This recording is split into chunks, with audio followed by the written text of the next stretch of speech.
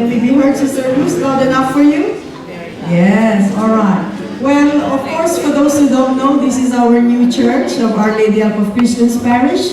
We moved here a few months ago, but the blessing will be on the 23rd of September with Bishop coming over. So I think that's a 2 o'clock, 3 o'clock mass. So you're very welcome to join us when it is fully blessed. At any rate, tonight, we look forward to a beautiful, beautiful night. Sister Luz and Sister Tina will lead us into praise and worship, which, because we are a prayer group, so it's a non-negotiable for us, right? So we always start with the praise and worship to give glory to God. And then, of course, we're doubly blessed because we have Brother Johnson, whom Brother Fernando will welcome a little later, or Sister Tina even herself. But meantime, maybe it's a cold night. It's not as cold as the last few nights and mornings anyway. But if you can turn to the person next to you and say, I am blessed by the presence, my brother, my sister. Are we really meaning that? Can we do that? Give them a nice handshake, a hug, a clap, whatever you want to do. Just make sure you don't kiss them on the lips, especially if they're not your husband or wife. All right, okay. But we hope you'll be comfortable enough. If you are too far away, you are free to move forward. If you are happy where you are, of course, the Lord understands where we are most comfortable at, so you can stay with whatever position you have. Our music ministry is just getting ready, a couple more minutes, so that's why we're here to just welcome you. But Sister Luz and Sister Tina will lead us very shortly. So join us. It's a music praise song. You know what the Lord said? I'm not looking for singers, right? But I'm more looking for worshipers. Those who can worship in spirit and truth. So it doesn't matter if you're out of tune or off key. All right, if you don't know the words, just follow them. But it's the heart that matters really when we worship God. Amen? Amen. Praise the Lord. All right, so Sister Luz, are you going to take us away now in this beautiful divine revelation of goodness of God tonight? Amen, Sister Tina. Thank you. What about a big hand for them? To encourage you.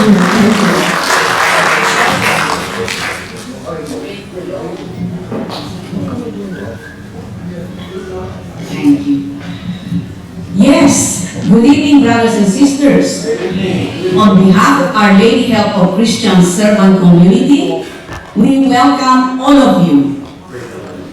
But we come together tonight to listen to a very gifted and very anointed man. I should say talented too. Our special guest will be introduced shortly. But first things first. First things first. There's one purpose of our gathering tonight. Put your hands together, brothers and sisters, and welcome our Lord Jesus Christ.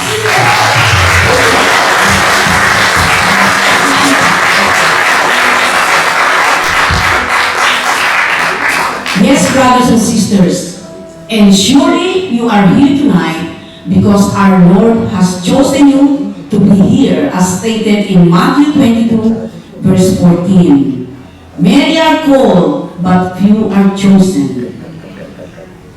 We welcome you all, for you are chosen by God to be here tonight. Yes, brothers and sisters, we are chosen by God not only to be here tonight, but you and I are chosen to be light to the world. Amen? Amen. You and I are chosen to be Christ to one another and to everyone we meet. We receive light from Christ, not only for our benefit, but to reflect that light coming from Christ, to be light to the world. Jesus reminds this to us on who we are in Matthew 5, verse 14 to 16. Here, Jesus is telling us, you are the light of the world. A city on a hill cannot be hid.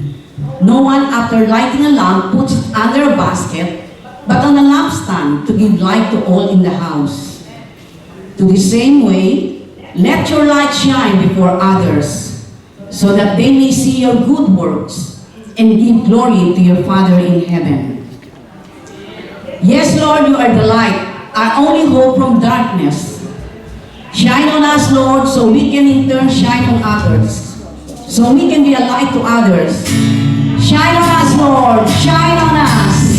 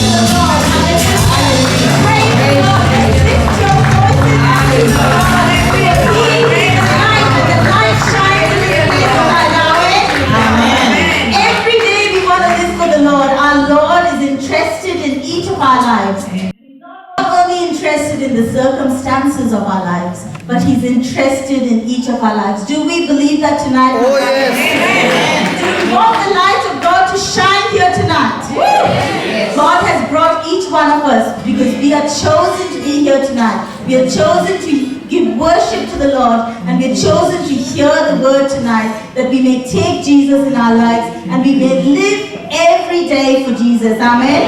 So let's sing this next song with great conviction to say, every day it's you I live for, Lord.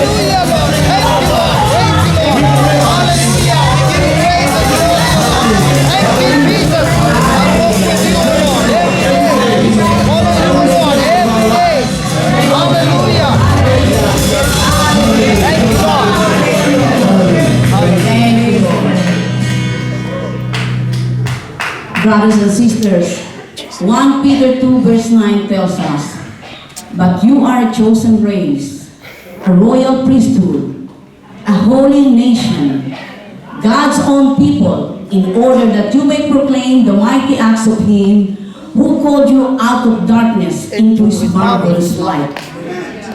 Once not a people, but now God's people. Amen. Amen. Yes, brothers and sisters, now God's people, we are Christians, followers of Christ. That's our identity. Praise the Lord. Praise the Lord. And this is how people of the world will know you are Christians, Christ followers. Jesus makes this clear in John 13 verse 35. "It is by this that all men will know that you are my followers. It is by the way you love each other." Praise the Lord. Let's hold our head up high, brothers and sisters, as we stand united, proclaiming we are Christians united in love. Amen. They will know we are Christians in love. Praise the Lord. We are one in the Spirit. One in the Lord. We are one in the Spirit. We are one in the Lord. And we pray that unity in one day be restored. And we'll know we are Christians by the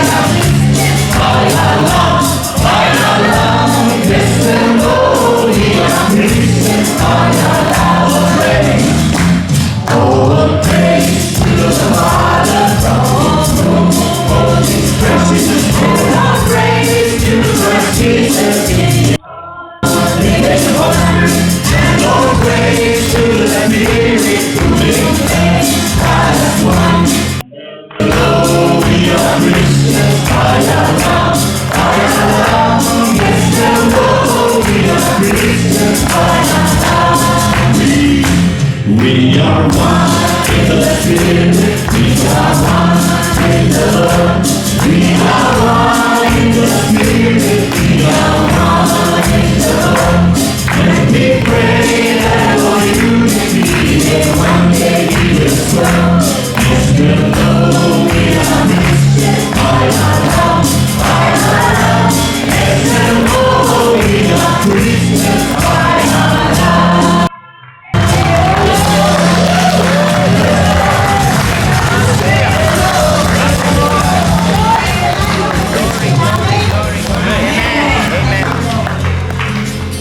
Yes, brothers and sisters, we are sent as people of light.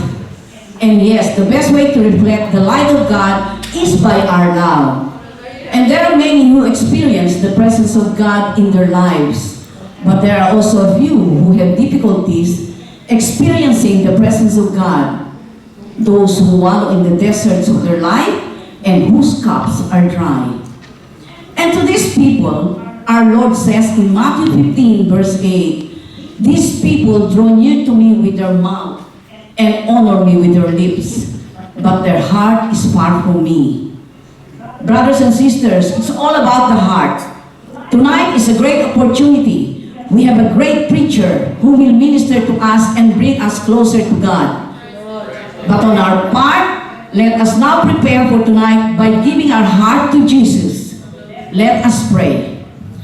Lord, you said in Jeremiah 29, verse 13, "When you search for me, you will find me, if you search me with all of your heart." Give us the grace, Lord. There are too many things in the world that close the eyes of my heart. Too many distractions in this world that prevent us from seeing you. Help me seek you with all of my heart. We want to see you and move closer to you.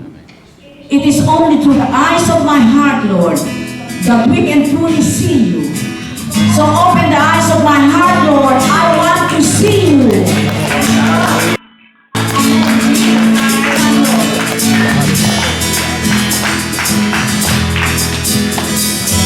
Open the eyes of my heart, Lord.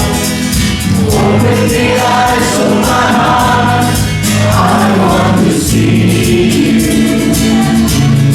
I want to see you. Open the eyes of my heart, Lord. Open the eyes of my heart. I want to see you. I want to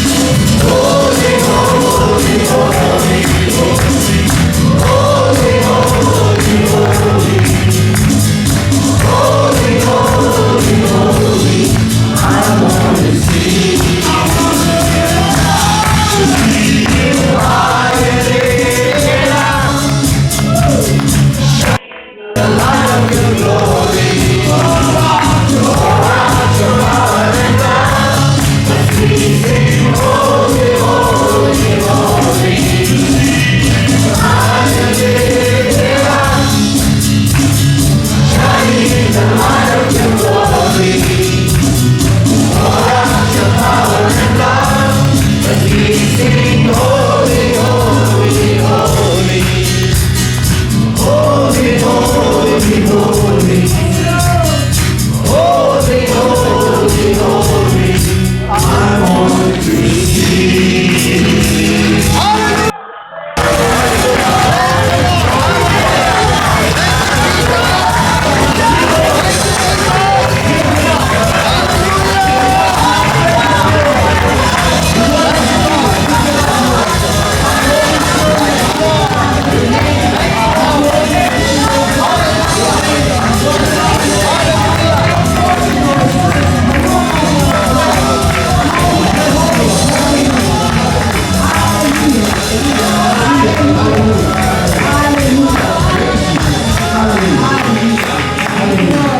Yes, brothers and sisters, that's the song of the angels as they came before the throne of the Lamb of God. Amen? And everyone said, Holy, holy, holy Lord. And we join with those choirs of angels as we sing our last song and we invoke the power of God's Holy Spirit. We want the Holy Spirit to come here and fill our hearts and fill our lives, that we can stand on God's promises knowing that He has sent us His comforter. He has sent us His helper. He has sent us the one who is going to bring healing into our lives. He is the living water. He is the stream of living water who has brought us redemption. As we welcome the Holy Spirit, let us say, come Holy Spirit, live in me, dwell in me, and I can feel your presence in this place tonight. Praise the Lord. Hallelujah. Praise the Holy Spirit.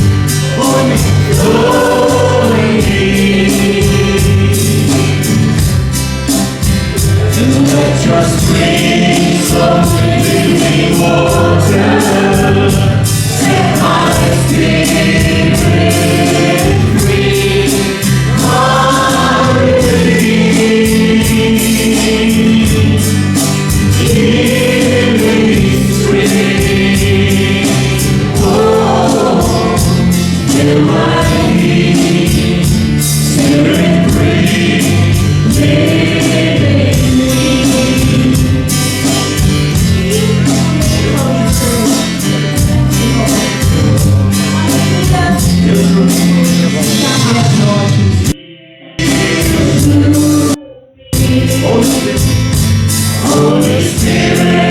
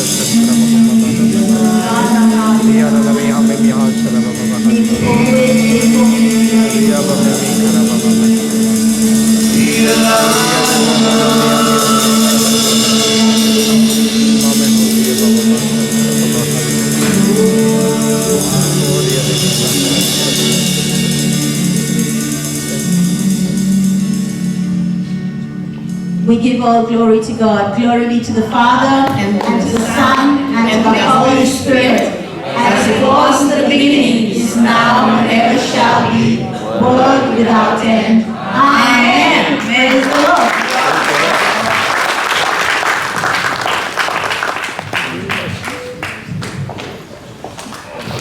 Praise the Lord. Praise the Lord. It's, isn't it amazing that when we are gathered as one body, the Lord is truly present with us. And we give Him all the glory. So, thank you. We just thank each of you here. There are a lot of invitations which I've got to invite you all for tonight. One of it is for my wedding. I'm just joking. Let's be joyful, it's just a joke. I'm already married, happily married, thank you. Okay, the first invitation is we do meet here every Friday, and we have a praise and worship session, and then we have some activity. You're most welcome to come and join us. We start at 7 o'clock with Rosary. Next Friday is the first Friday of the month. Every first Friday of the month, we do have a healing mass. Now, there is the Novena to Our Lady of Velankani. So because of that, we will be starting the Novena at 7 o'clock, and the Mass is at 7:30. So the healing Mass is at 7:30. There is no praise and worship next Friday only. Tomorrow is the first of the month. Isn't that great? Already into spring. So we've got Father Edgar Berglosa, all the way from the Philippines, and he's conducting a growth retreat at Sacred Heart Servant Community in Oakley. So that's at the corner of Ferntree Gully Road and Huntingdale Road. So that's from 10:30 to 5 p.m. You're most welcome to join him there. And the prayer group over here, we are actually conducting a family and couples retreat. It's a 2-day, it's a weekend retreat on the 7th of September. So that's Friday the 7th of September in the evening. And it finishes on Sunday the 9th of September. You're most welcome to join us. It's at Casa Paloti, which is in Mill Grove, probably about 1 hour's drive from here. And All meals and accommodation, the charge is $120. I think it's a really beautiful time to go away. If you're a couple, you have children, you want to come as a family, you're most welcome. Please come and see me and I'll give you further details. As I said, $120, all your meals and your accommodation. It's shared accommodation. Father Edgar will be the one conducting that too. There are CDs and booklets at the back of the foyer. They're free, there's no charge at all. And tonight we are so blessed to have Brother Johnson Sequeira. He's been, many of us know him. We do listen to him on YouTube and through all the different media outlets. And our prayer group has been blessed that we have him here many a time. So we really thank God for his powerful ministry, his anointed preaching, his anointed healing sessions which we have. We give God all the glory and thank you so much, Brother Johnson. We do welcome you now.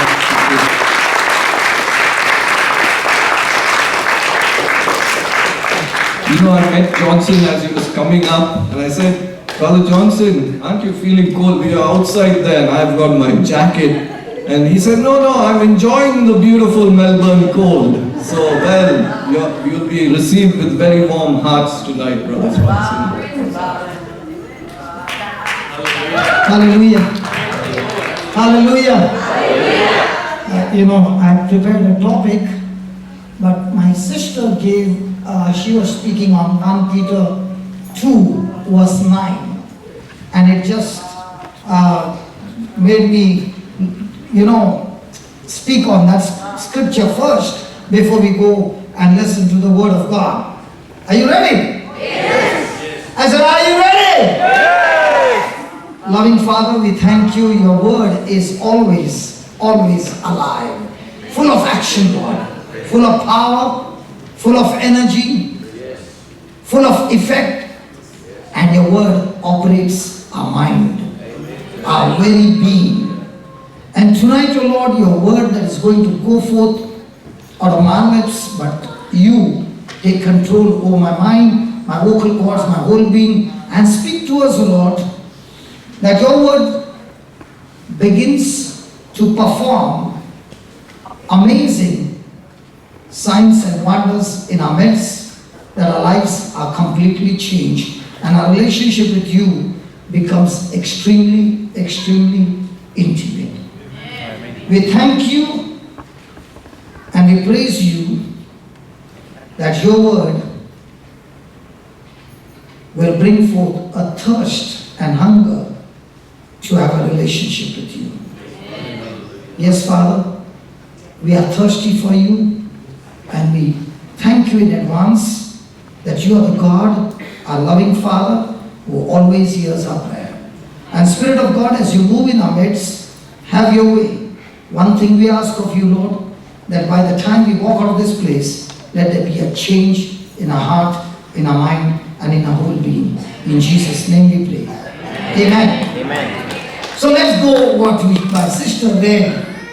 She read 1 Peter 2, verse 9. Can you have that on the screen?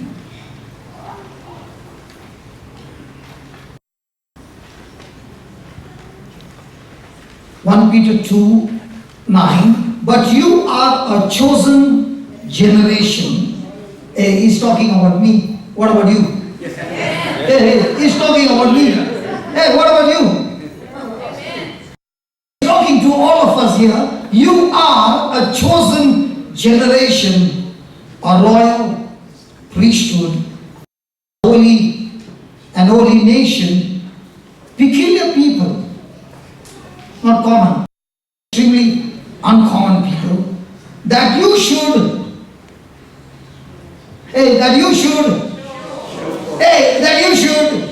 someone to show their new dress, someone to show their hair, someone to show their earrings, someone to show different things. But God is saying, I want you to show forth. Show forth.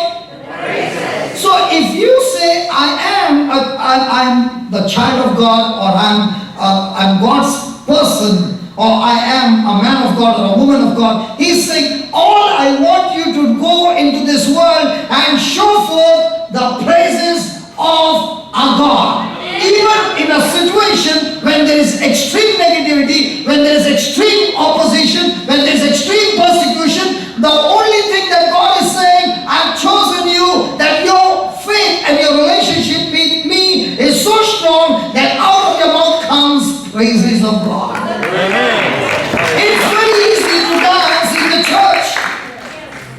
Hello?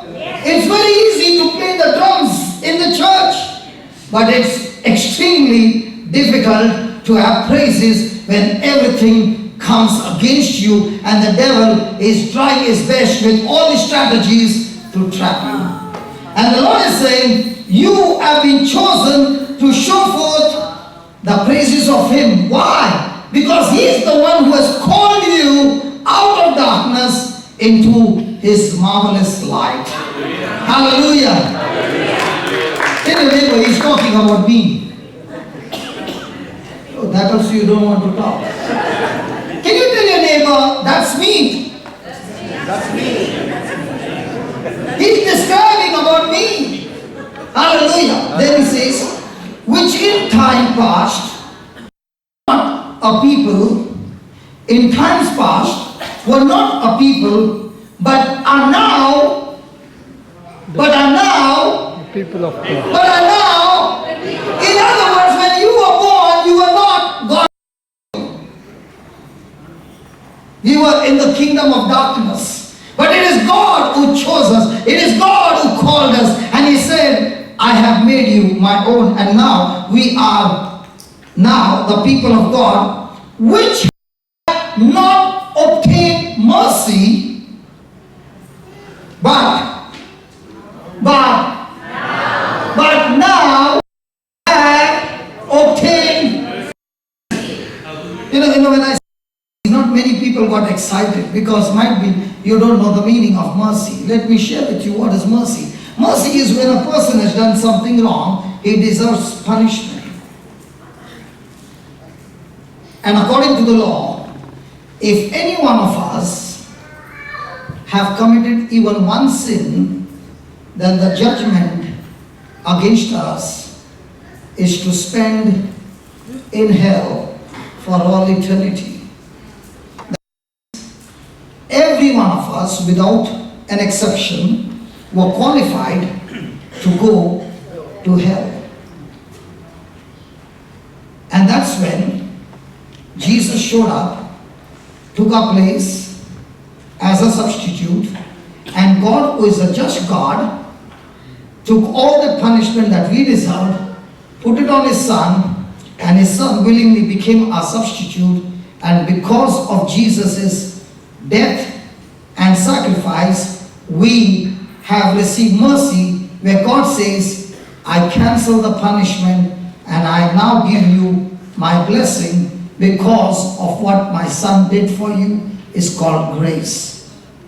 Hallelujah. Hallelujah. And if a person understands mercy, then day and night out of his mouth will come what? Praise. I want you to imagine if you are punished for jumping a signal and they charge you, say, $1,000. It hurts you. What about being tortured all your life for all eternity? And God says, I cancel it all for you because my Son, Jesus, paid the price for you. How much should be the screaming and the yelling and the praises of my God? If you understand the intensity of mercy, then all that you're saying, God, I don't need anything from you, Lord. I need only you. And tell me, Lord, now that you have chosen me and called me, what is your purpose in my life? Because I don't want to live anymore. Because the life that I lived in sin. But the life now I want to live, want to live for you. Hallelujah. Hallelujah. The first thing is saying, you are a chosen generation, a chosen race. When he said you are a chosen race, it doesn't mean, hey brother, is this your original color? Mine also was like yours, but it was sunburn that I lost my color.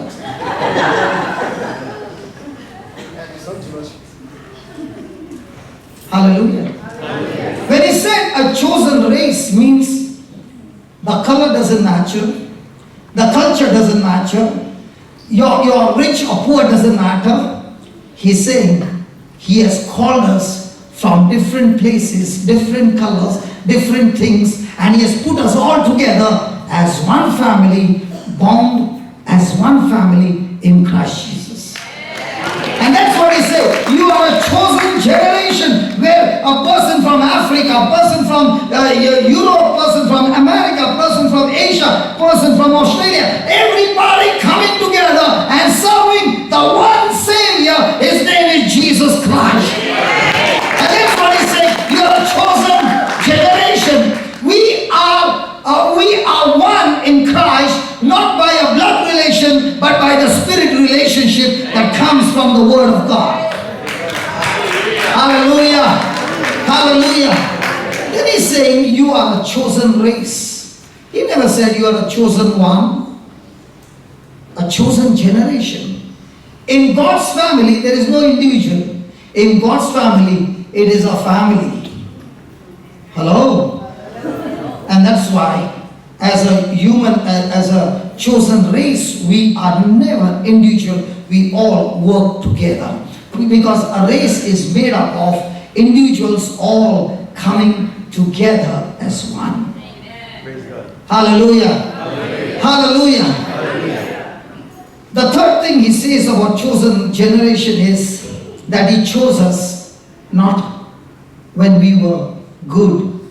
He chose us even before we were born. Hello? He did not choose you because you are qualified. He chose you even before you were born. Hallelujah. Hallelujah. Even before the foundation of this earth, the Bible says he has chosen us. Hallelujah. And he has chosen us for what purpose? To make us like his son, Jesus. Hallelujah. Hallelujah. Now please understand, when God has chosen us, he did not choose us based on qualification. Because if God had to choose us based on qualification, I'm the first one totally disqualified based on qualification. Because I was qualified in the world and I lived the world life for 33 years of my life, and I want to tell you, many have given up. Somebody who counseled my wife even said, you take a dog and put his tail in a tube and keep it for 4 years, and then when you remove the tube, the dog's tail will still be bent. That's how your husband is. I'm not telling you that. But look at my God. He never chose me based on my qualification. He chose me because of his love for me. God loves the sinner but hates the sin in that person, and he chooses the most unqualified and puts his love in that person, and that same person now carries the gospel of light, carrying his testimony that yes, I was on my journey to hell, but Jesus stopped me, turned me, and now I am going to heaven, but I'm not going alone. I'm taking a whole race of people who are lost along with me. That's God's chosen man. Praise God. Hallelujah. The second thing he says, we have obtained mercy. The first one is chosen us. Second one is his mercy. God chose us even when we were sinners, the Bible says. He saw in us sin. He saw in us condemnation. He saw in us guilt. And he saw that there was no way out for us. And yet, he showed up to save us. And that's called as God's mercy. Can we give the Lord a big hand for mercy? Hallelujah. Hallelujah. Hallelujah. He got off. He went off. Hallelujah. Hallelujah. Thank you, Jesus. Thank you, Jesus. Thank you, Jesus. Thank you, Jesus.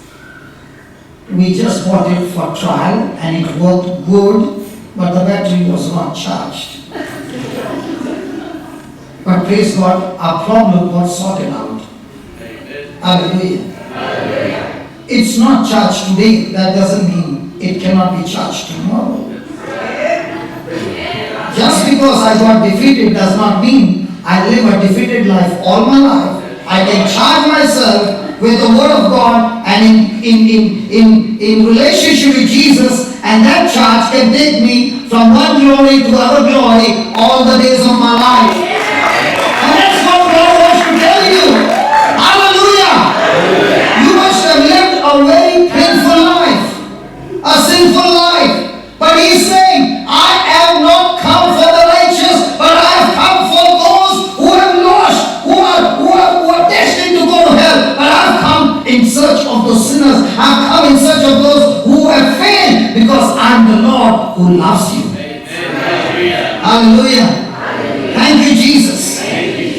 Hallelujah. So it is not only that He has chosen us because of His choice, but He has chosen us because He is merciful.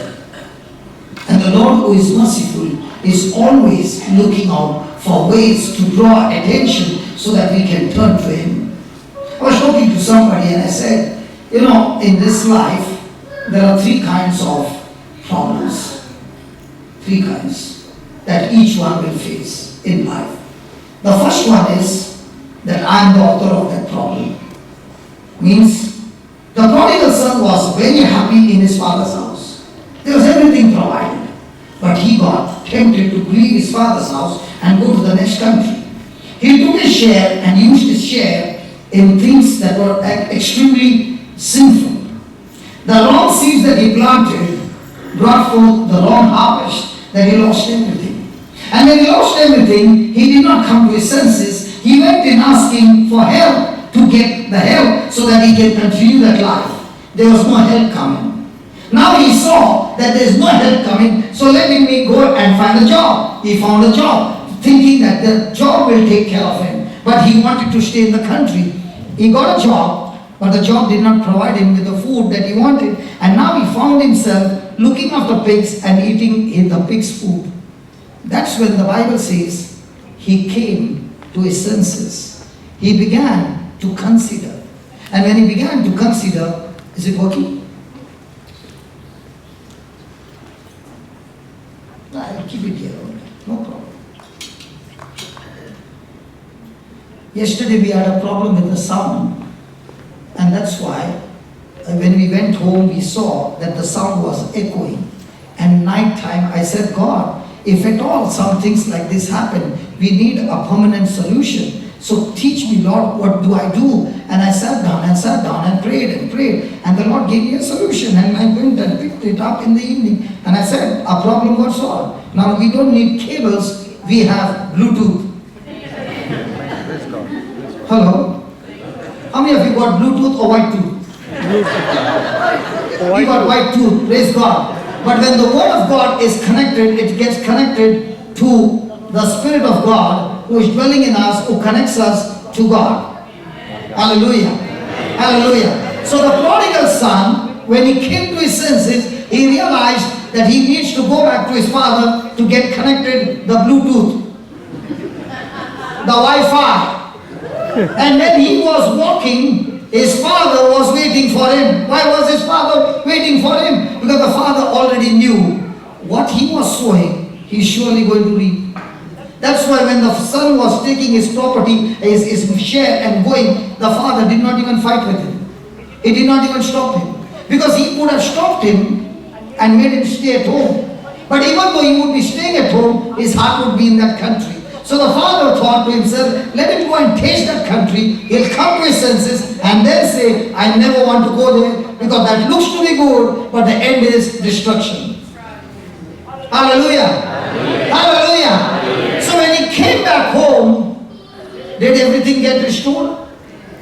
And in the same way, we have different kinds of issues in our life, and most of the time the issues are because we ourselves have sowed the wrong seeds by disobeying what God said. Even though God is merciful, He has given us how many commandments?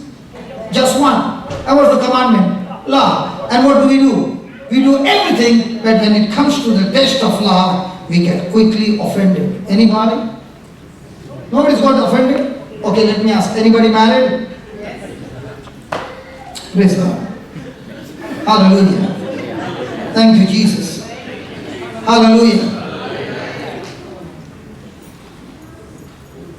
The second storm that people face is that of Jesus. He was in the boat sleeping, he committed no sin, and the storm came to kill him. How did he stop that storm? He used faith and spoke to the storm, peace be still, and the storm stopped.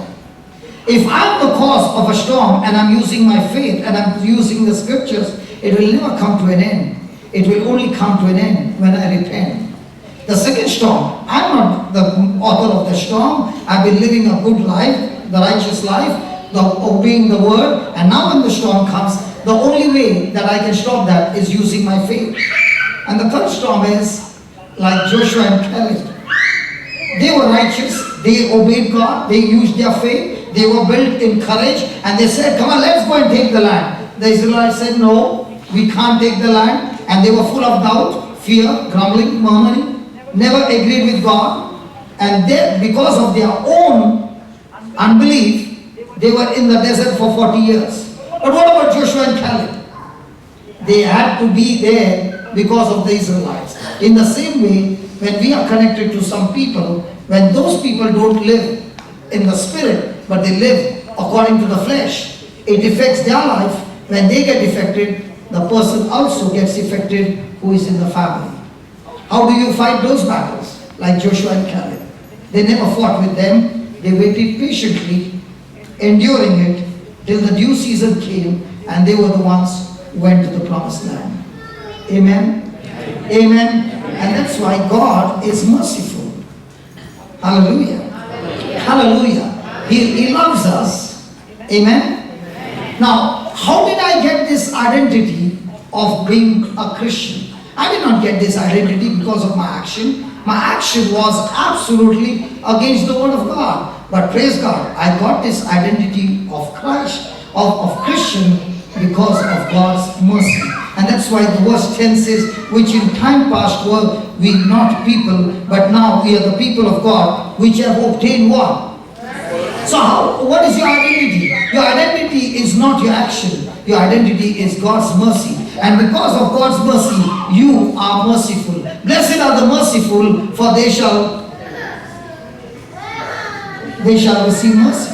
Praise God. Have you received mercy? Yes. Have you received forgiveness? Yes. A person who understands that he has been forgiven of 10,000 talents, will he fight for 100 shillings?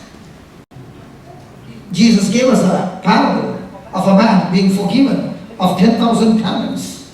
And his fellow servant, he could not forgive him for 100 shillings. Are we somewhere in that parable? Because only when a person understands of what God has cancelled from him and how he was destined to go to hell, he is now looking at everybody with love and mercy. Praise God. Second identity of a person who is a Christian. Third one, we are God's own possession. Hallelujah. God's own possession. Praise God. Because we are God's own possessions, He wants us to experience and inherit all that Jesus has earned for us on the cross, so that when we get this possession and we get these resources are not meant for us, but to distribute in the kingdom of darkness and bring those in the darkness using God's resources into the kingdom of light. Amen. Only two people said amen. The other said, I've never heard it. Praise God. Hallelujah. Thank you, Jesus. Hallelujah. Hallelujah. So God not only chooses us by His mercy, but now we are God's own possession. Have you ever read in, I don't know, here I have not seen in Australia, but in India they will put, this is a private property, trespassers will be persecuted. Is it there? Yes. So that means it is somebody's possession, you can't enter it. God is saying, you and I are His possession, but we don't know we belong to Him. That's why when He is about to enter into the fight, instead of we speaking His word, we speak the devil's word. Instead of speaking His word in faith, we speak our fear and worry and anxiety and stress and all that this world is bombarding in us, and we now prove with our own mouth that we don't belong to you, God. We belong to the kingdom of this world. Supposing a person is speaking Tamil, what will you say? Punjabi? Supposing a person is speaking French, what will you say? That's his mother tongue, right? Hello? And what about the father tongue? Because according to the word of God, there are only two fathers. One is the Father of heaven and one is the Father of lies. When a person is speaking the language of the world, he is saying whose he is. And a person who learns to speak the word of God all the time and lives by the word of God, he proves to this world He does not belong to the world. He lives in this world. He is just a transit. He is not a citizen of this world. He is a citizen of heaven, and he is training the language right here on earth, because when he goes there, he has to speak that language. Nobody's happy, Lord, I don't know. Hallelujah. Thank you, Jesus. Give me 2 Corinthians 6:16. Who are we? God's possession. Now God's possession, He doesn't want us only on earth. He wants to spend the whole eternity with us. And that's what He says. Look at this. And what agreement has the temple of God with idols? For you are. Hey, for you are. Hey, you are. Who dwells in the temple? God. And if you are the temple, who is in you? God. So He has taken possession of us. Hallelujah. Hallelujah. We are God's. Hallelujah. And as God has said, I will dwell in them. So is God. Yes. Hello, is God? Inside. In us. And walk in them, and I will be their God, and they shall be my people, not only on earth, but for all eternity. I think so. I'm giving all bad news. There's nobody laughing. Hallelujah. Hallelujah. When I read these scriptures, they get me so excited. And I say, God, you mean to say this body which was used for sin, you can use it for your glory? And that's what we are going to see tonight before we leave. Praise God. Praise God. This temple has God in Him.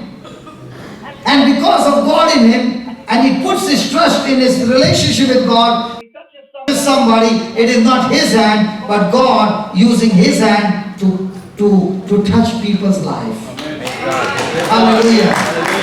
How many of you were there when that lady got healed of an oxygen cylinder, Monica? How many of you had seen her? Today I got a chance to talk to her. I said, Monica, I did not see you. I would love to see you. And she said, I'm also excited to see you, but I did not know that the retreats were going on. That's our team mistake, okay? So she said, I came to know only last week and I was not there. But tomorrow I'm coming. I said, I'm excited. Are you coming with the cylinder? She said, what nonsense. I purposely said. She said, I went to the doctor and the doctor examined me and he said to me, don't ever come back here. Why? Because your lungs are completely healed. Hallelujah. Hallelujah. I love that. What a joy. Hallelujah. Thank you, Jesus. Fourth one, we are God's holy nation. Holy nation. We are set apart. We are set apart. Set apart for what? For His work, for His purpose. That's why the Bible says, in the house of God there are different vessels, vessels of gold and silver and of wood and clay. And they are set apart for specific purpose. Who chooses whether you want to be a gold or clay? Or you want to be a vessel of gold or clay? Who chooses? God never chooses. I choose. How? By my response to His word. Hey. Many times people say, brother, you are chosen. All are chosen. But how many of us are ready to eat His word day and night? Looking at me, do I look healthy? Or do I look like not eaten for 6 months? I'm looking healthy because I'm eating every day the natural food to my body. How do you know somebody is healthy in the spirit? When he opens his mouth and speaks fear, that person has not eaten spiritual food, might be for days. And even if he's eating food every day, he might be going after that. Because if that food is inside, that food will teach his mind to change and believe in God's word. Yeah, praise God. Somebody's doing that. Hallelujah. Asking the neighbor, are you doing that? Hallelujah. What is our existence? Because we are God's chosen ones and we show forth His praises, we are set apart and we exist only for God. If I live, and that's what Paul said, I no longer live. Hey, if you see me, this is not my life. I no longer live because I've been crucified with Christ. As for my flesh, it is crucified with Christ. The life that I live unto my God. Because He lives in me, uses my body for His kingdom and for His glory. Hallelujah. Hallelujah. Yeah, hallelujah. Thank you, Jesus. Okay. Thank you, Jesus. Hallelujah. Why are we set apart? We are set apart so that we can show forth into this world God's character. When persecution comes, when opposition comes, when all kinds of negative comes, and out of your mouth comes love, out of your mouth comes praises, out of your mouth comes extreme forgiveness. When people in this world begin to look at that, they say, hey, how do you do that? And that's the gospel that people want to see. People don't want to hear today's world, Matthew, Mark, Luke, and John. They want to hear your gospel, your lifestyle. And when they see your lifestyle, they get so attracted to that lifestyle, they say, hey, how can I get that, what you got? And that's what He's chosen us as a holy nation, separated from this corruption. Praise God. Hallelujah. Hallelujah. God is holy. He has made us a holy nation. What's holiness? Holiness does not mean my outer appearance is holy. Praise the Lord.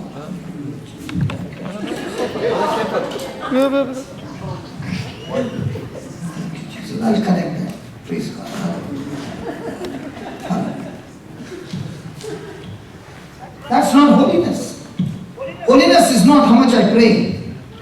Holiness is how much do I do what the Word of God says. Holiness is how much do I do what the Word of God says.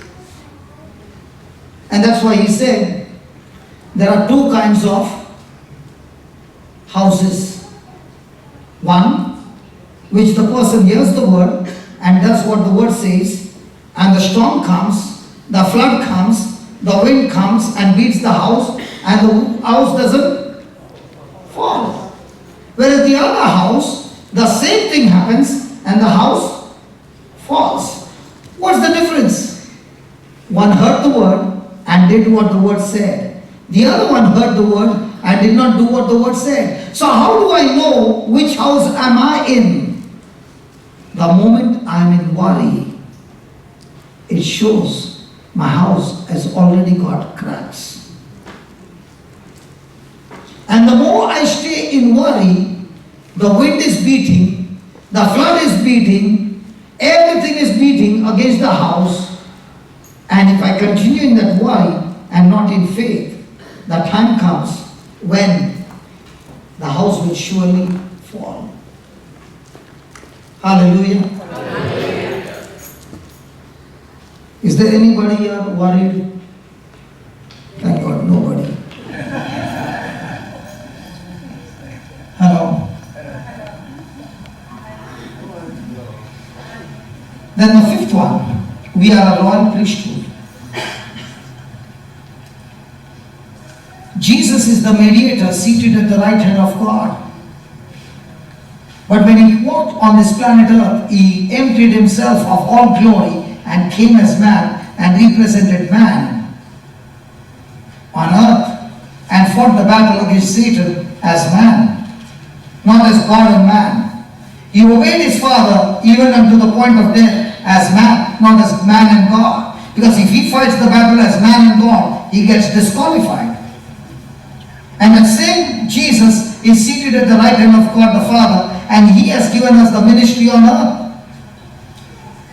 Just as He is the high priest, mediating between God and man, He has given us the ministry where we, on behalf of the people, pray to God, and He answers our prayer. And that's what is called the prayer of intercession. And He has made us a royal. Praise God. Hallelujah. And because of the royal priesthood, did the royal priesthood or did the chief priest have a direct access with God? The same thing Jesus is saying.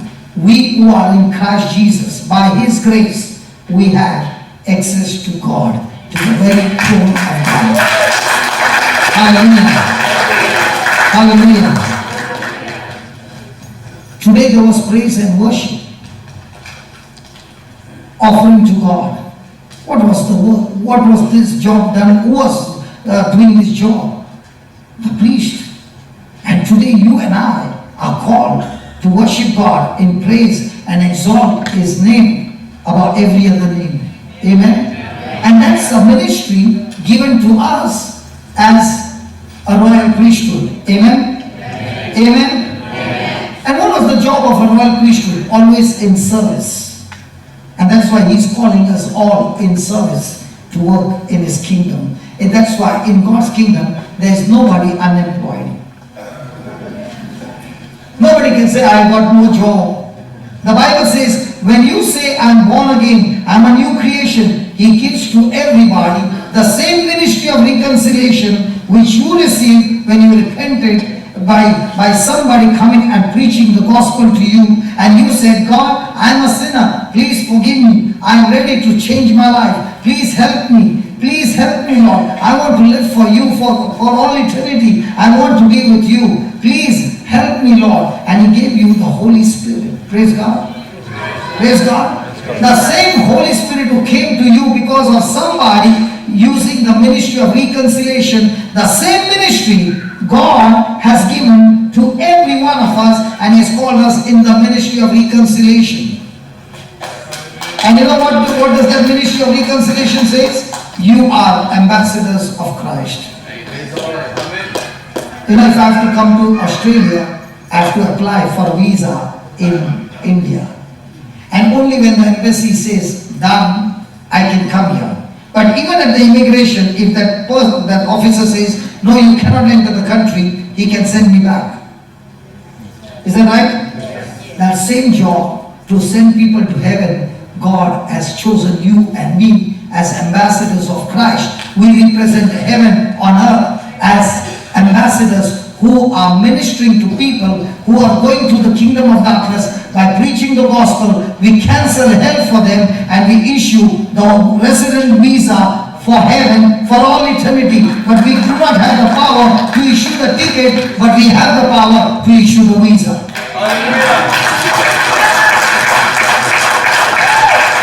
If somebody has to ask me, how is your ministry going on? Hey, I'm working overtime, so many applications. Issuing visa to heaven. And that's what Jesus chose the 12, one failed, 11. And those 11 went and issued and selected some more ambassadors. And it's going on and on and on. Praise God. And that's how our ancestors received the visa to heaven. But can I ask you, you being an ambassador, a royal priesthood, how many visas have you issued to those who are being lost? Have you exercised your office? What does the company do when you don't perform? Imagine so many years have gone by and you could not get one soul from the kingdom of darkness to the kingdom of light. What do you think God will do to such people? I'm not joking. I'm talking something serious. Because in our mind is dollars. And let me tell you, none of those dollars you are taking to heaven. The only thing that you can take it to heaven is when you are entering there are millions waiting for you and saying, thank God you preached the gospel, I could make it to heaven because of you. And I thank God there are no selfish Christians here. All are selfless, on fire with the ministry of reconciliation, ambassadors of Christ. Praise God. Hallelujah. Hallelujah. Can you touch your neighbor and say, hi, ambassador? What is your neighbor saying?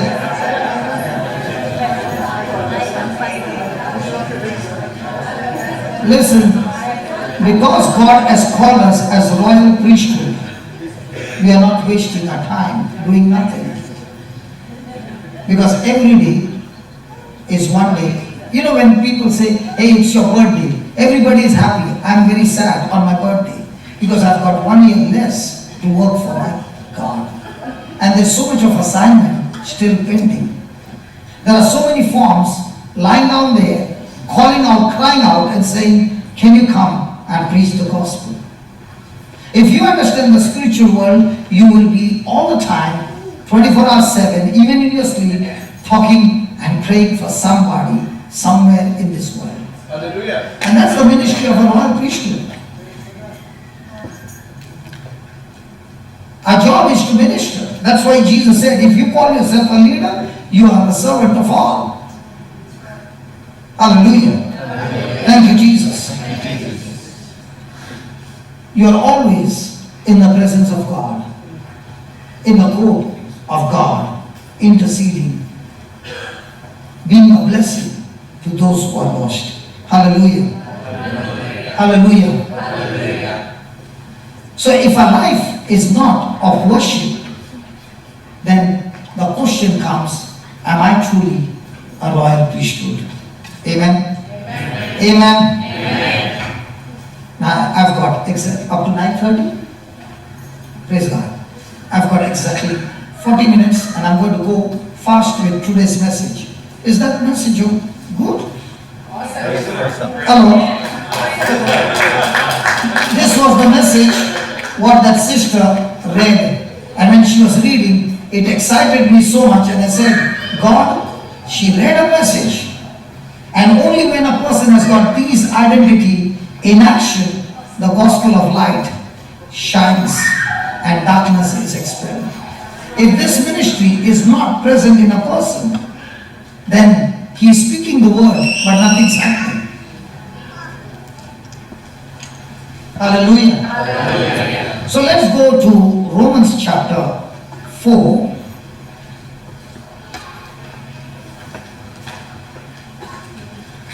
I think I preached the message on that 1 Peter 2:9, the most fastest message I've ever preached in my life because of time. Hallelujah. But I believe you got at least some points which you can go and reflect in your heart when you go back home and see, this is my inheritance. And for this inheritance, my Jesus had to pay a big price. And imagine your father and mother earned all their life and had a big property.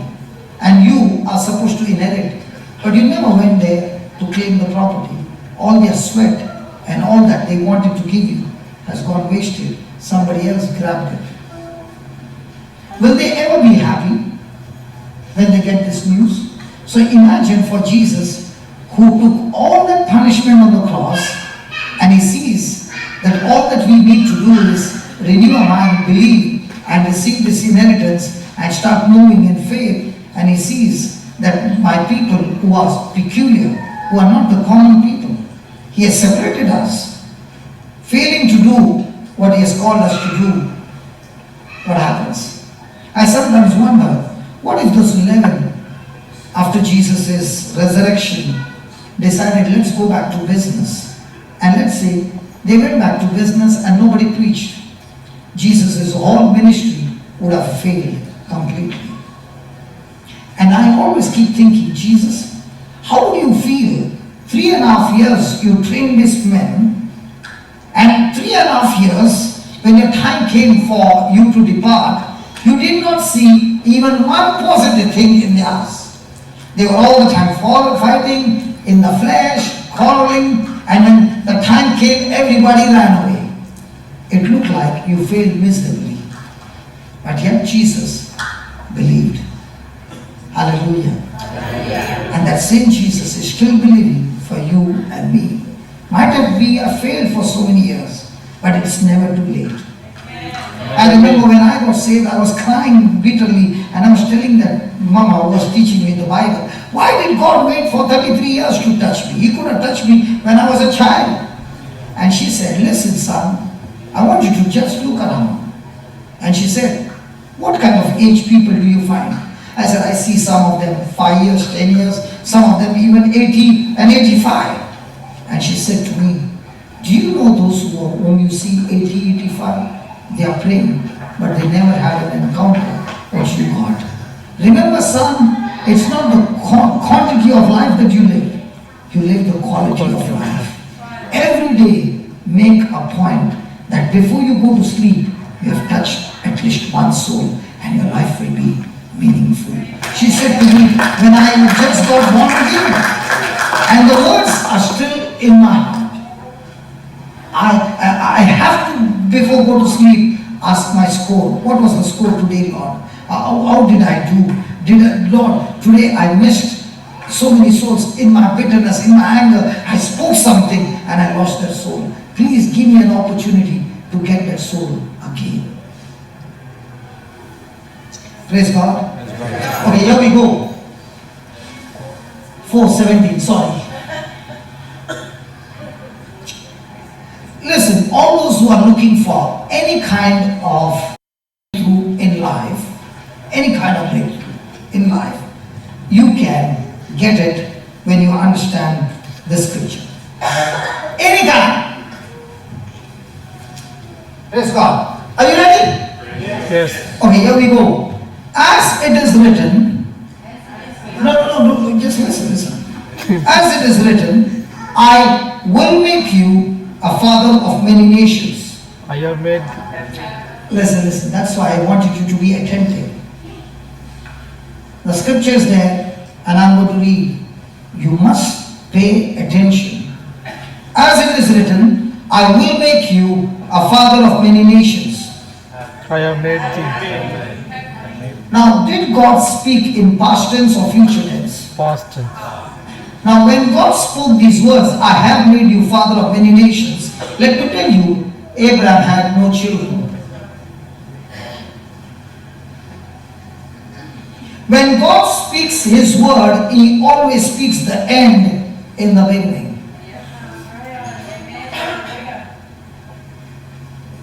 Because in God's timeline, He knows the beginning, He knows the middle, and He knows the end. And He speaks the end now. And when He speaks the end now, and you are somewhere here, the question comes, do I agree with what God said, or do I agree with what my symptoms say? And we have been trained to live by our sight, we have been trained to live by our senses, and therefore we always open our mouth and we speak what we feel. And when we speak what we feel, there are chances that you have just spoken something contradicting to God's word. And when a person contradicts to God's word, God calls it pride, and God resists the pride but exalts the humble. So who is the humble? A person, even though he sees that it looks to be not right, but Lord, I still agree to go with you. Hallelujah. Hallelujah. Hallelujah. Before Him in whom He believed. Before Him. In other words, when God spoke to him, he kept what God said before him. Do we keep our situations before us? Do we keep our troubles before us? Do we keep what He said before us? What He did not say? What He was supposed to help? What He did not help? What He was angry? He was this thing, He was that. What things do you keep before you? Abraham kept God's word before him, and that's why he was able to believe. If you see a test report and the doctor said it only once, do you remember the spelling of that sickness? You remember it because you have to go back home and ask Mr. Google what it is. But do you go to Mr. Google and ask that same Google, what is the scripture that I can fight against this sickness? So what have you kept before you? Because what you keep before you is what you believe. Abraham kept before him what God said, And he believed. He believed in God who said, you are not going to be, you are a father of many nations. Come on, God. Even if I have to have children, I cannot have nation. I don't understand. But Lord, even though I don't understand, because I got a small brain and I can't understand your mighty ways, because you are God Almighty. So even though I don't understand, for the moment I will choose to agree with you. And when a person agrees with him, then he gets the understanding. God never gives you step number 1 to 10. He gives you step number 1 and he says, are you ready to agree? And you are saying, God, give me 1 to 10. He says that you are not going to follow 1. What's the use of giving you 2, 3 and 4? And that becomes a big problem, because in our way, we want from here to there. And God says, no. I will give you only first step, and when you stand on the first step, the second will be unfolded. And that's called walking by faith.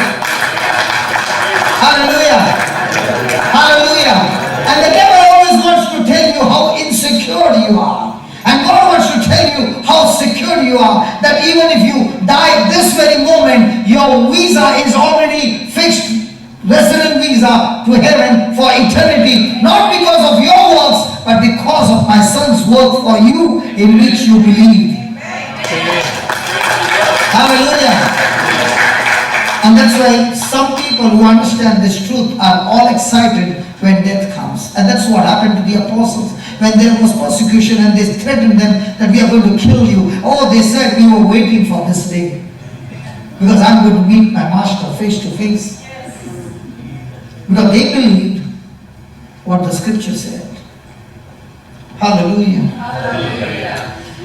Even God who quickened the dead, even God who quickened the dead, or God who gives life to the dead. There are 2 things he believed. 1, God has the power and the ability to give life to the dead. So can God give life to your deaf ears?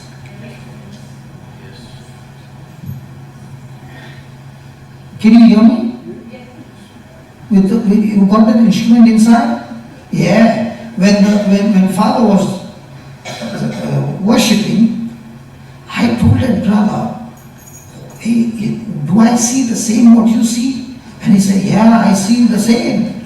And I said, did you see him yesterday? He said, yeah, I saw him yesterday. And I said, did you see that machine in his ears yesterday? He said, yeah. I said, why did you get that thing out of him? He said, by the time I finished packing, he was gone. So I said, doesn't matter, we got chance number 2. And today we'll knock it off. Hello? Today we'll knock it off. Why am I so sure we'll knock it off? Because he said, God gives life to the dead. Amen. When he said he gives life to the dead, can he give life to the deaf ear? Yes. I'm excited. Hallelujah. The others are saying, let it happen, then I'll get excited.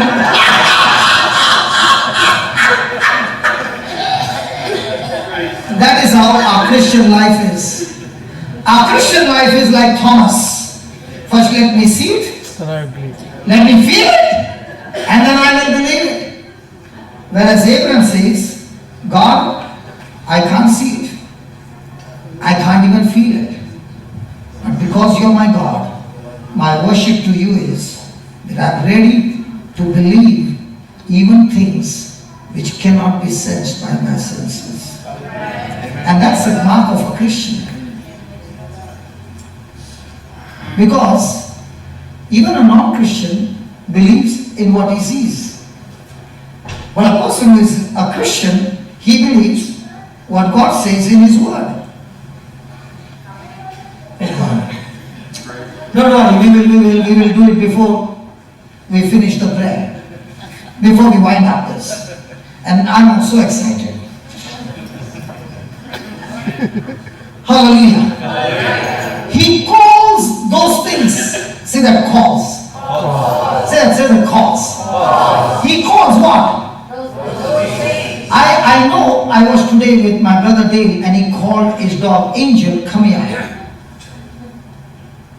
People call dogs. Brother, do you call your bees, come here? No, because there are so many you can't name them.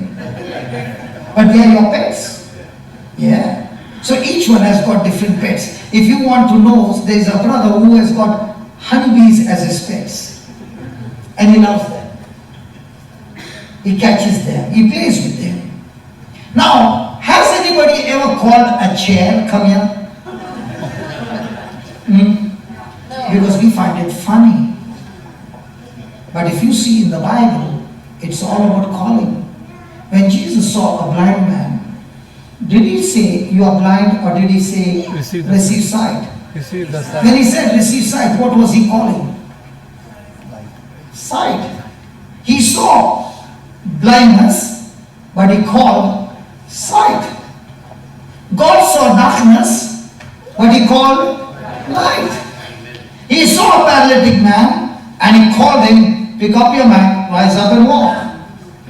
He saw a man with a withered hand, he said, stretch out your hand. He saw Jairus' daughter is dead, but he called her, she's sleeping.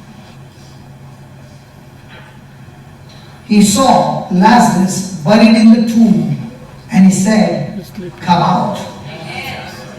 Thank God he never said come out, all the dead would come out. He said, only Lazarus, I'm talking to you, you come out. That's my Jesus. Hallelujah. Hallelujah. Now the question is, we will see what we are studying, we will see his ears open. Okay?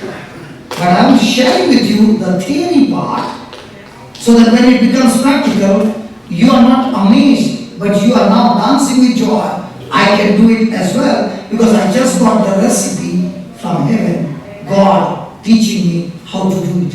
Amen. Are you understanding what I'm saying? Yes. See, when you go and eat a cake and it's very tasty, what do you say? Can you make one more cake for me? Or do you say, can I get the Recipe. So the word of God is a recipe of heaven, how to do it. What Jesus did.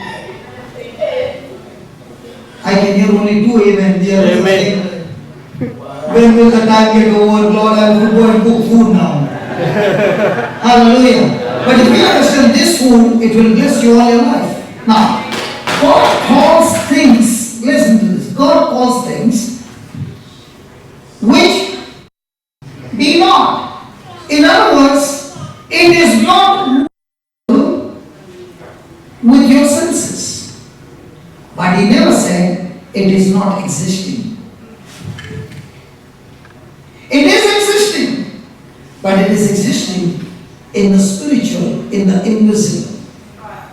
Now somebody will say, I only believe what I see.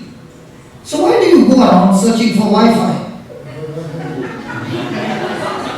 Why do you go around searching for mobile network? You can't see. But is it existing? In the same way, God is saying, all those things that are declared for you in the Word is existing, and the only way to call it from the invisible to the visible is using my Word. I can tell you about the doubt, my brother who fixed this mic. Brother, you fixed this mic. I can't see the cord, but surely there's a receiver somewhere. And this frequency and that frequency is matching. That's why the sound is amplified. In the same way, God is saying, when this frequency and this frequency and this frequency and this frequency, they synchronize together with confidence, everything that is written here will begin to manifest.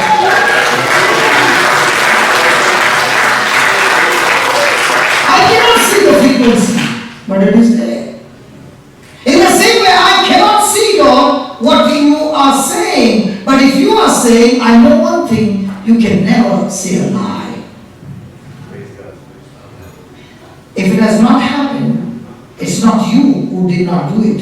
It is my own unbelief that has stopped me. So what about Abraham? Abraham's journey with God was a And child of God, I choose to believe what you say. Hallelujah. Hallelujah. Give me the 18th verse. 18th verse.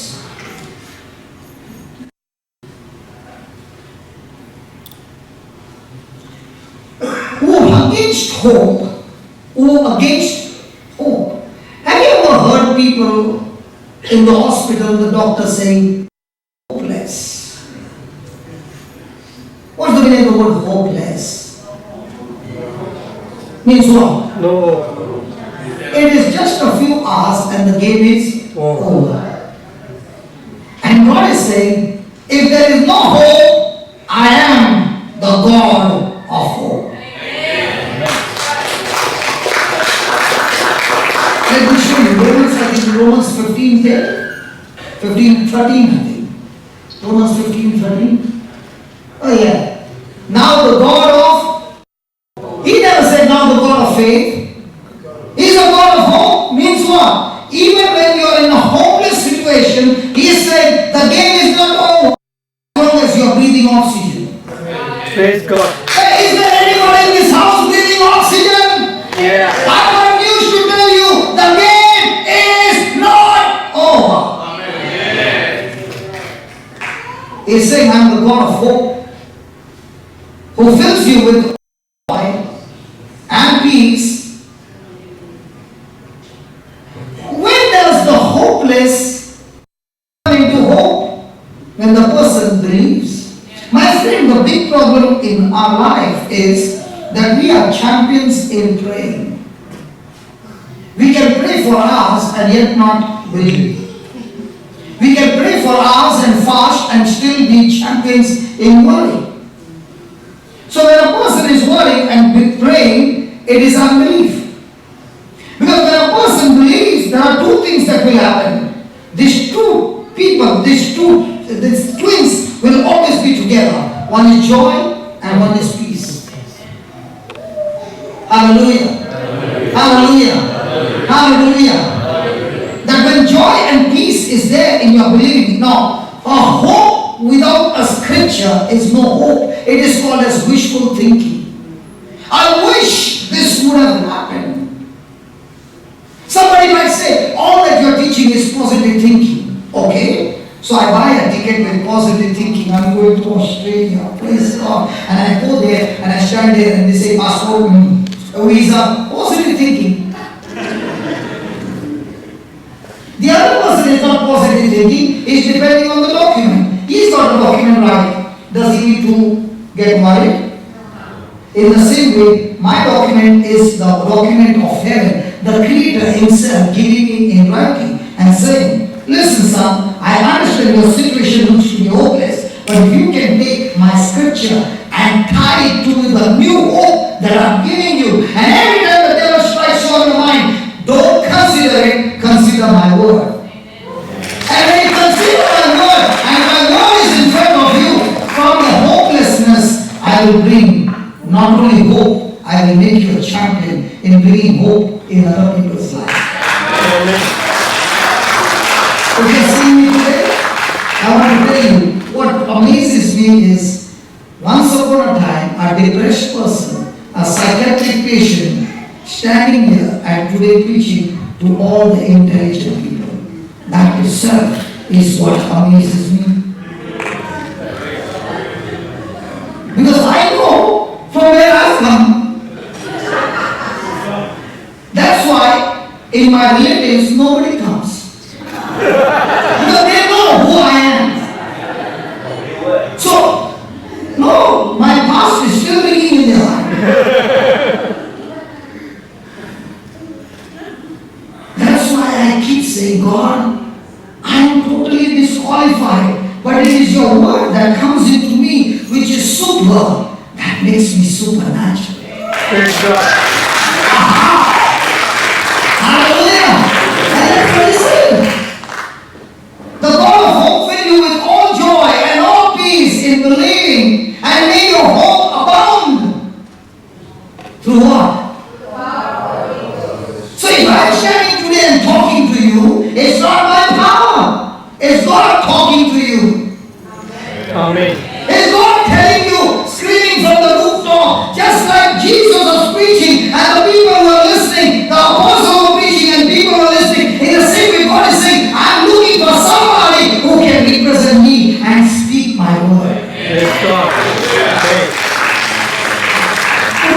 4:18. Are you understanding my brother? Yes. You can hear me? Good. Who against hope, what? Believe in hope. What did he believe in hope? That he might become. Now tell me, you are old. 78 you say. Oh, 75. And she's, let's say, 65. Now let's increase to 99. And she's 89. And now you are glad to have a baby. And I am a doctor. And you come. Now, doctor, I've decided to have a baby. Can you just check us? What will the doctor say? What were you doing all these years?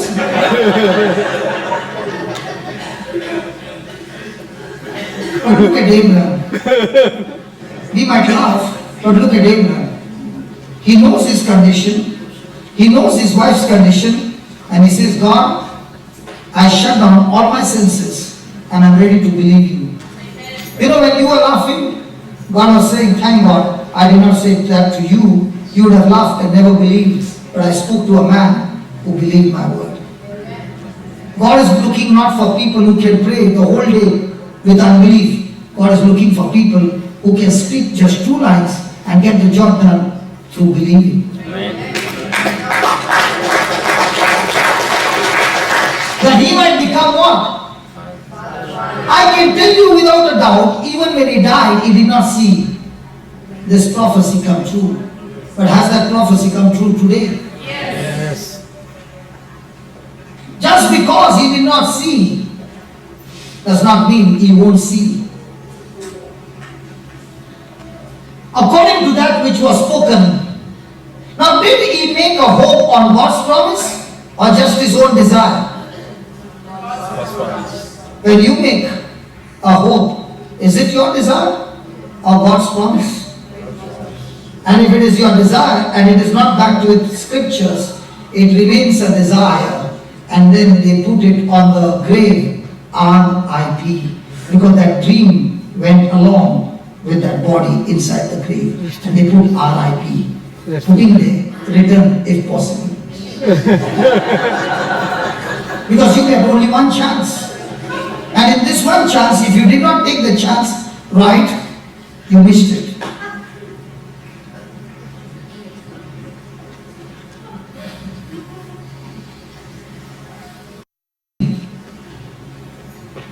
And be not weak in faith. How do people get weak in faith? He gives you the answer. God gives you the answer. How does a person get weak in faith? He gets weak in faith because he considers his own body, because he considers his own senses. And Abraham did not consider his own body. Now consider the deadness of Sarah's womb. He could see it, but yet he said, God, I still choose to go with you. Do we consider our own body? Do we consider our own senses? Hey. And as long as you're considering, you can never see anything manifest, because to manifest, there has to be an agreement in God's word. And when it doesn't manifest, we have got 2 things. Either blame God, blame the devil, or blame somebody, but I'm not responsible. Put next. My time is getting out. Yeah, I saw that.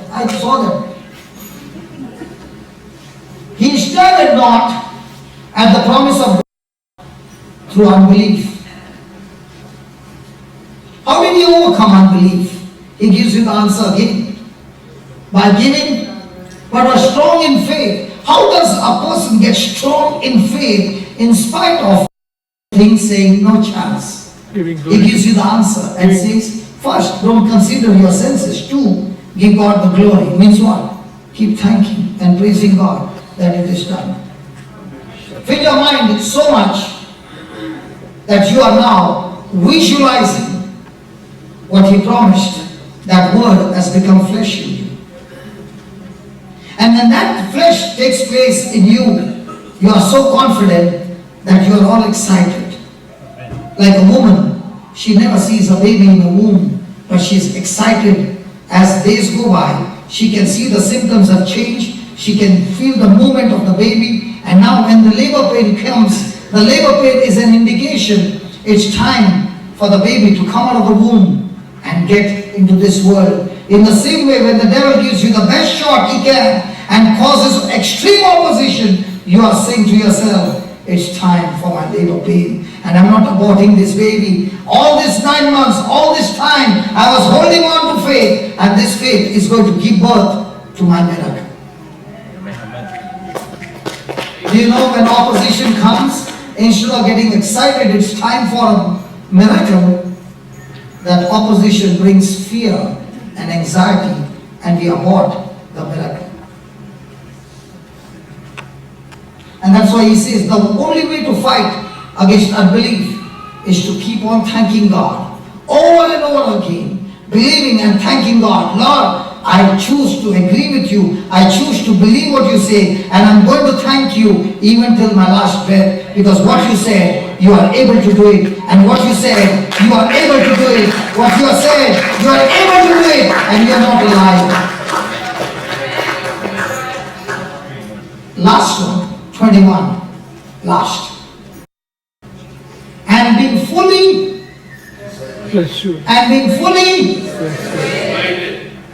a person who is persuaded is a fighter. When he knows, he is convinced, he is confident, he is not resting for anything else. He is fully persuaded, he is fully confident that what he has promised, what God has promised, he will also perform. Now, brother, I'm going to show you just 2 scriptures and we'll get this here open. Are you ready? I wanted you to see this. You can't hear correctly. I know. Did you hear what I preached? It doesn't matter, He only hears your words. Doesn't matter. Being fully persuaded, read that, being fully persuaded that what he had promised, he was.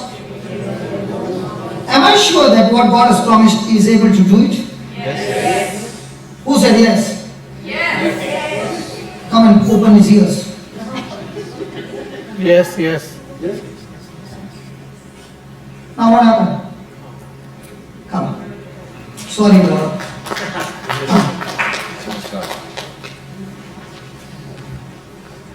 I'm going to give you 2 scriptures. Oh, she's also coming. Come, doesn't matter. You take one, he takes one. There are 2 years. Hallelujah. And the Bible says where 2 or 3 agree anything on earth is done by my Father. Praise God. Hallelujah. Hallelujah. Okay, I'm going to give you 2 scriptures, okay, before you open, so that you are sure what you're doing, okay? Give me Mark 16, verse 16.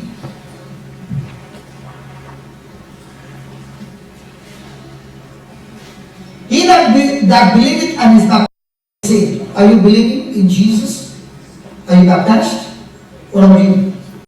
What about you? You're good. Praise God. So When I was baptized, my parents saw that I was never baptized because I couldn't see them when I was baptized.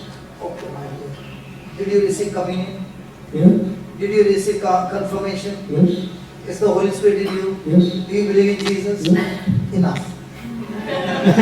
Don't get any unbelief. I got baptized when I don't know, I did not see. Doesn't matter. Don't put all that unbelief in you. It's time for a miracle. Now do you see how the mind works? Doesn't matter. 17. And these signs shall follow them. Now can you walk a little? Is that shadow following you? Tell that shadow, don't follow. Will it follow? Hello, will it follow? No, when you're walking in the light, will the shadow follow you? In the same way, when you're believing, these signs has to follow you. That's how the Holy Spirit taught me. When you are walking in the light, you can't tell the shadow, don't come today. In the same way, when you believe in His word, signs and wonders will follow you. What's the first one? In my name they shall cast out. So are you supposed to cast out that deaf spirit? Yes. As He authorized you? Yes, good.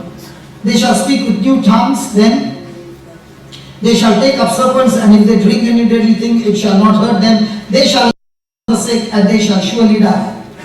No. That's why we don't lay hands, because we got fear. If we lay hands, the person might Die. die. It's not written dead, man. It's written.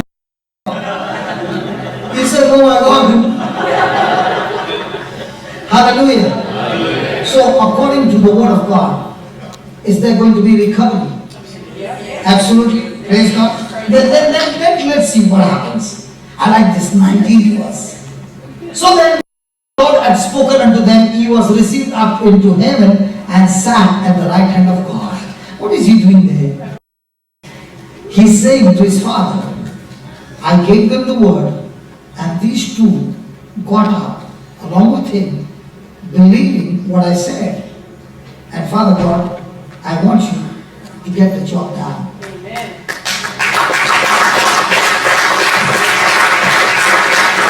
Hallelujah. Last verse, 20. And they went forth and preached. Hey, preached? Everywhere. Prayed everywhere or preached? What was I doing? Hey, what was I doing? Preaching. Preached everywhere. The Lord,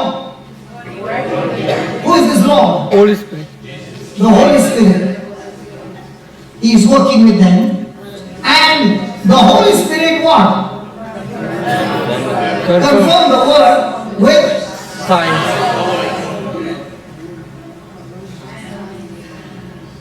ready? Right one, left one. You will take the left, your left hand. Okay. Can you remove your machine? Okay. You take the other side. Do you got long nails? No. Be careful. Now, when you are going to put your finger in, both of you, don't go on your feeling. Don't go on your feeling, but only on the word. So don't try to feel, I should feel some power. No. We believe by faith the word of God, not on feeling. 2. When you're putting your finger inside, imagine Jesus said, you shall cast out demons. So when Jesus cast out the deaf spirit, the person could hear. So when you're putting your finger, you are putting your finger for one reason. Like something got choked. You put a thing inside and then you pull it out. A hook. Are you understanding? In the same way you are putting your finger into the ear, imagining that deaf spirit, when you say I'm talking to you, deaf spirit, you are catching it and pulling it by force. Okay? Once it is pulled by force, now Jesus said, you can speak to the mountain. So if you can speak to the mountain, you can speak to his eardrums. You can speak to the nerves. Anything that is dead, God gives life to the dead. So when you are speaking life into his ears and say, I command this ear to be recovered and restored, praise God, everything will be done. Ready? Close your eyes. Spirit of death. No. You want to say? Or you want me to say? Because if I say, those who are watching around the world, they are also learning. I have not come here to preach and demonstrate the power. I have come here to teach people how they can do it on their own through Jesus Christ. Amen? Amen? Yeah. put your finger in and say this. Close your eyes, concentrate, imagine.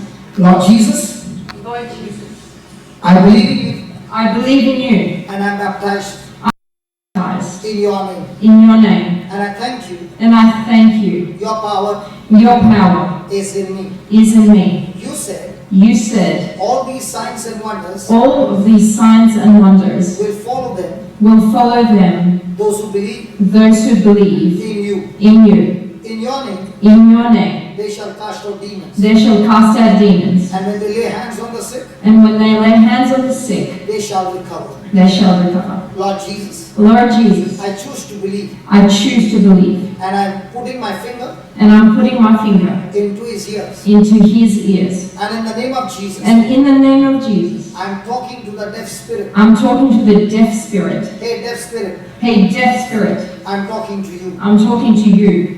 In the name of Jesus. In the name of Jesus. What you're looking here and there. Tell him what you're looking here and there. Why are you looking here and there? Look here. Look here. I'm in authority. I'm in authority. In the name of Jesus, In the name of Jesus, I bind you I bind you. and I command you. I command you. Come out of it. Come out of here. Now when you said come out, pull it out. Come out. One more time. One more time. In the name of Jesus, In the name of Jesus. put your finger.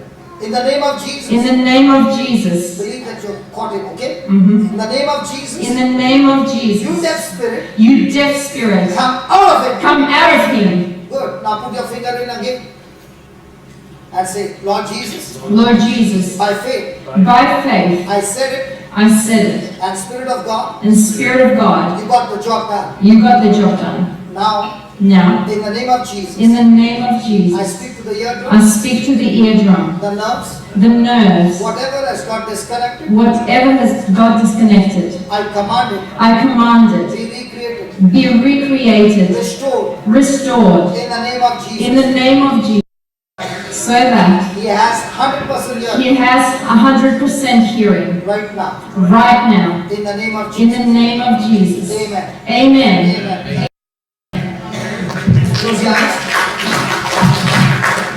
Say, praise the Lord. Praise the Lord. Hallelujah. Hallelujah. Thank you, Jesus. Thank you, Jesus. Praise the Lord. Praise the Lord. I love you, Jesus. Thank you, Jesus. Hallelujah. Hallelujah. Now, can you hear it? Hmm? Yeah? I did not see there. Your ears are open. You saw heard that paper as well? I will do something.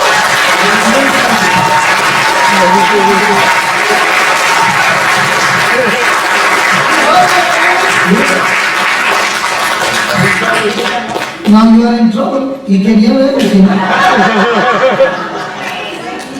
Can we give the Lord a big hand of praise? Come on.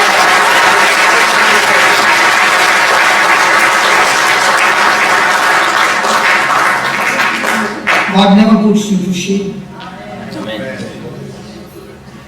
He's a living God. How many years you are using that machine? What, 5 years? 6 years. But And- I'm just getting a little bit. You know, I went to see the doctor, he said you're suffering from here, with a year. And he put the machine in. He put the machine and the Lord removed the machine. And the Lord looked at the machine and looked at the paper. Now you can hear everything I'm saying. Hallelujah. Come, sister.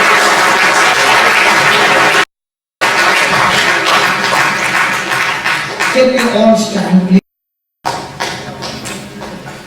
And can we make a prayer?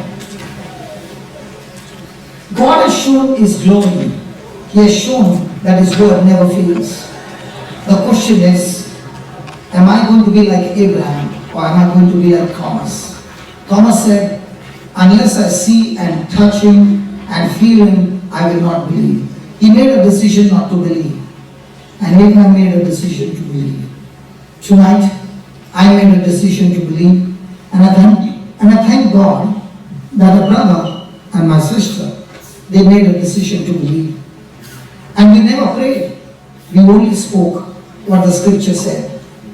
And the scripture operated His ears. 5 years. finished in a matter of minutes.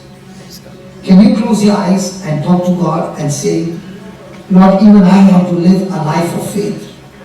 A life of faith that moves mountains instantly. Lord, if in my life the storm has come and the storm and the season is not changing, it is because I failed to use my faith. Lord, your word says that faith gives me the victory. All this time I've been saying about faith, I have faith, but my faith has never been on word knowledge. And even if it has been on word knowledge, I never got out in confidence like this brother and sister got out in confidence. And Lord, thank you for showing us that these miracles are possible to everyone who believes. It is not only for the preacher, Lord, but everyone who has a relationship to believe in you. And tonight, O Lord, I pray that what you spoke today, that we are a royal priesthood, a holy nation, God's peculiar people. We are here to show forth the praises of Him who called us out of darkness into His marvelous light. We were the ones who were lost, but you are the God who saved us and showed forth your mercy, that when we go out of this place, we carry your mercy, we carry your gospel, we carry your grace, and show to this world how wonderful and merciful you are, how forgiving and compassionate you are, how you came in the search of lost.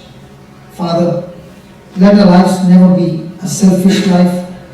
As we were singing, I live for you, I follow you, and I will walk with you. Amen. Lord, as the hymn said, so shall it be in our lives. Amen. In Jesus' name.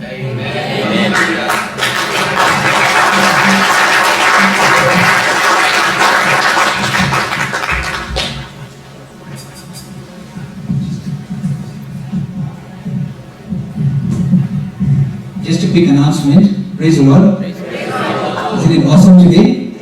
We experienced the supernatural. Amen. And there's more to follow. How many of you will be interested? There's more to follow. Amen. Tomorrow and the after, Saturday and Sunday, we have a weekend retreat at St. Francis Xavier School Hall in Berwick. This starts at 9:30 tomorrow and finishes at midnight. Hallelujah. Say that again, say that On again. Sunday, we have the meeting starting at 10:30. Sorry. Listen, tomorrow is the only 2 days remaining. If you can come, we can learn so many things, and we will have practical workshops, practical ways. And tomorrow from 9:30 till 12 midnight, we will have these sessions. And when you come and you learn, you can destroy the storms of your life. I want to beg you, please come. Please come, give that time to Jesus and watch how Jesus teaches you how you can change the seasons of your life. And this is on Saturday, tomorrow, and on Sunday what time? 10:30 to 5 o'clock. 6 o'clock. 10:30 to 6 o'clock. Please come. Also, thank you to Father Brendan for opening this parish for Brother Johnson to do the preaching, and also thank you to the wonderful team here, the prayer group at Nari Warren, for their wonderful, awesome praise and worship, and also for welcoming Brother Johnson. We will be having a collection as requested by Father Brendan. So, if I can actually Listen. church maintenance. It doesn't go to me. And it doesn't go to Brother Johnson, it's going for the church maintenance. Thank you very much. And tomorrow, for the 2-day retreat, we are providing lunch and dinner, and also we will have mass on both days. Thank you very much. There's free CDs and books available at the foyer. You can please pick up your free copies. And all the teachings that you had even today is uploaded on YouTube. You can always watch it on YouTube as well. Praise the Lord and God bless you. Thank you very much. If anyone needs any prayer, Brother Johnson will be outside and we need to vacate the church by 10 o'clock. Thank you very much and God bless you all. We'll see you tomorrow. Thank you. Praise the Lord. That's it.